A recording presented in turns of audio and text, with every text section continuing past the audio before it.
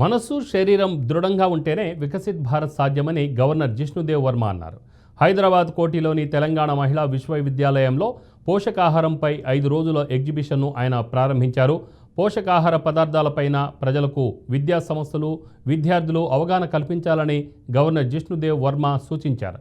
గవర్నర్ను professor విజులత మెమెంటోతో సత్కరించారు. The Vice Chancellor in charge of this glorious mission, he just told me it is going to celebrate 100 years. Wishes to all of you. Dr. G.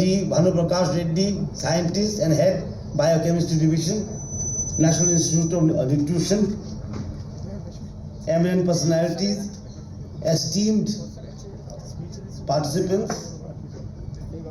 When I was invited to come here, I was indeed very happy because I have always have a very soft corner to meet students, because I feel that I am meeting the future of India,